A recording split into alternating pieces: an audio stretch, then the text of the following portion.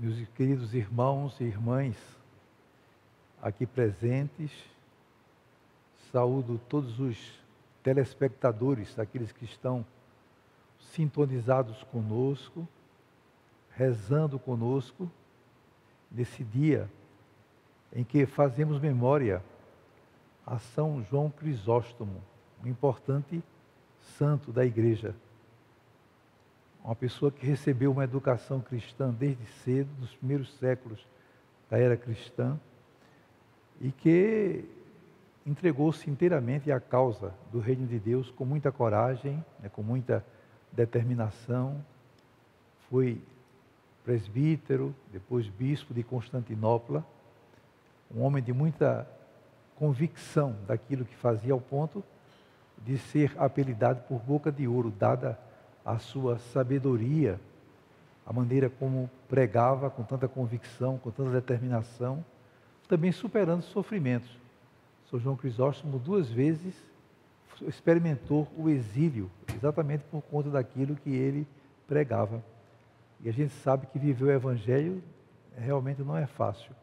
Está aí, o Evangelho de hoje para reforçar essa ideia, porque exige de cada um de nós que somos discípulos e discípulas de Jesus, atos de coragem, que a gente sabe perfeitamente que a palavra de Deus, em geral, contradiz aquilo que é o pensamento do mundo. O Evangelho tem as suas exigências, mas em compensação nos dá bastante alegrias, porque realmente é bom viver a palavra de Deus. E os textos que nós escutamos hoje se prestam perfeitamente para aquilo que nós estamos celebrando, a memória de São João Crisóstomo. Primeiramente, a carta de São Paulo aos Coríntios. São Paulo diz aqui categoricamente: pregar o Evangelho não é para mim motivo de glória, é antes uma necessidade para mim. E mais adiante vai dizer: ai de mim se não pregar o Evangelho, se não anunciar a palavra de Deus.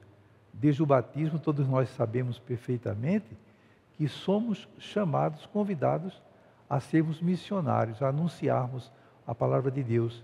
E fazer isso especialmente a partir de uma vida voltada para Deus. Muito mais importante do que as palavras são exatamente o testemunho, a maneira como nós vivemos o Evangelho, vivemos a palavra de Deus. Então isso aqui é eficaz. São João Crisóstomo, ele foi eficiente na sua pregação, sobretudo por isso, porque ele pregava aquilo que testemunhava, aquilo que vivia. Além de ser um místico, ele era um missionário realmente de grande capacidade e de grande eloquência. Por outro lado, o Evangelho de hoje está continuando aquilo que nós conhecemos como o Sermão da Planície. Diferentemente de São Mateus, que nos apresenta o Sermão da Montanha em 3 capítulos, Lucas, apenas em parte do capítulo 6, ele apresenta o Sermão da Planície.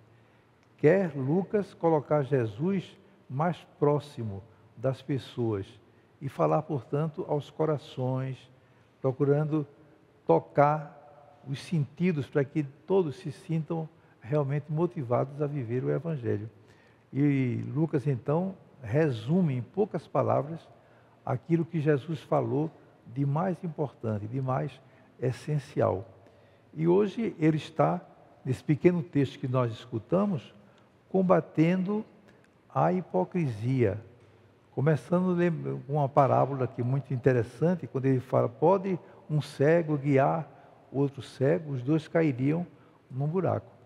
E depois então completa essa palavra nos mostrando que realmente a hipocrisia não poderá absolutamente ter lugar nos nossos corações.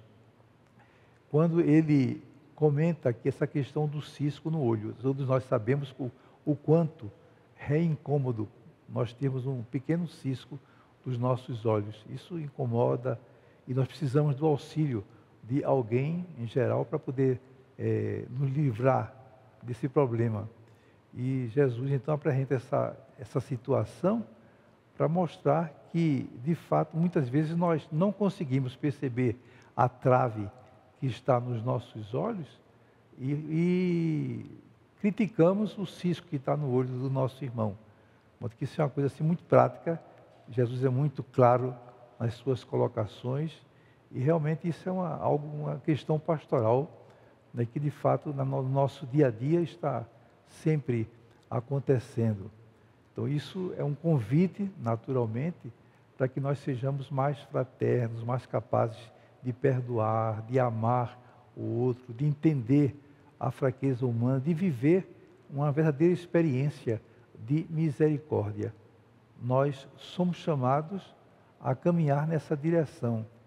Esse capítulo 6 do Evangelho de São João começa com a escolha dos apóstolos. Jesus escolhe os 12 no alto da montanha, onde ele passa a noite inteira em oração, mostrando também, né, que a missão ela precisa ser alicerçada na oração. O missionário que não reza, ele não consegue absolutamente avançar, não consegue caminhar.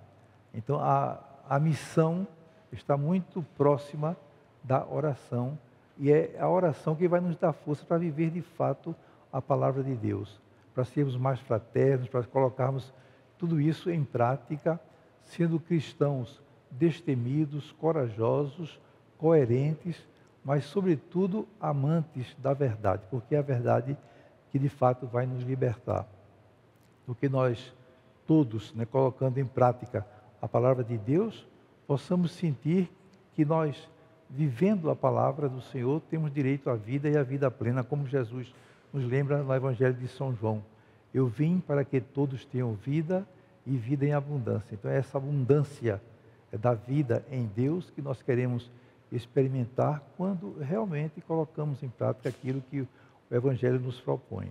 Então, que nunca sejamos merecedores de escutar aquelas palavras duras que Jesus dirige para os mestres da lei, para os fariseus, chamando-os de hipócritas também, raça de víboras, sepulcros caiados, porque eles viviam de maneira incoerente, ou seja, não colocavam em prática aquilo que de fato eles pregavam. Havia incoerência entre o que diz e o que faz. Então isso aí não corresponde absolutamente à palavra de Deus. Então que tudo isso, meus irmãos, minhas irmãs, fique guardado no nosso coração, para que nós possamos então cada vez mais evoluir, né, como cristãos coerentes, verdadeiros, e sentir essa graça tão grande de sermos escolhidos para vivermos o Evangelho, sermos cristãos, colocarmos em prática sempre a palavra de Deus. Louvado seja nosso Senhor Jesus Cristo.